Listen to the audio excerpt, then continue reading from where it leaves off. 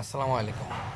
বাংলাদেশে 98 বা 99% recording agency হচ্ছে কুকুরের বাচ্চা, শুয়োরের বাচ্চা, জানোয়ারের বাচ্চা, অমানুষের বাচ্চা। কেনই কথা বললাম? বাংলাদেশ থেকে যারা সৌদি আরব বা বিভিন্ন দেশে যাওয়ার জন্য ট্রাই করতেছেন, বিশেষ করে সৌদি আরব, টাকা জমা দিছেন, পাসপোর্ট জমা দিছেন, ভিসা করে দিবে, আকামা একামা করে দিবে, ভালো কাজ দিবে, ভালো বেতন দিবে, এই ধরনের কথাবার্তা বলে সহজ সরল গরিব দুঃখী ভাইদেরকে যেভাবে নিঃস্ব করছে, বা সৌদি আরবে আসার পরে তাদের যে অবস্থা, বেহাল অবস্থা হচ্ছে, এতে করে তারা বিভিন্নভাবে প্রতারণার শিকার হচ্ছে এবং কি সুইসাইডের মতো ঘটনা ঘটে যাচ্ছে।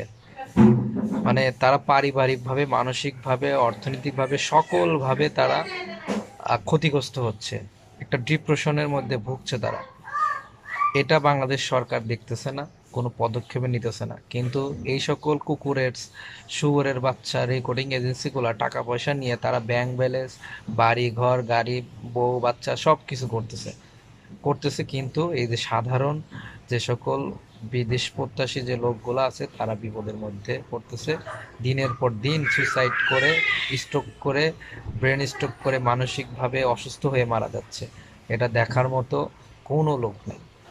খালি ভুংচুং করে পাঠাই দিতেছে আর চলে আসতেছে। কোনো ধরনের নিয়ম মানা নাই, কোনো কন্ট্রাক্ট নাই, কিচ্ছু নাই।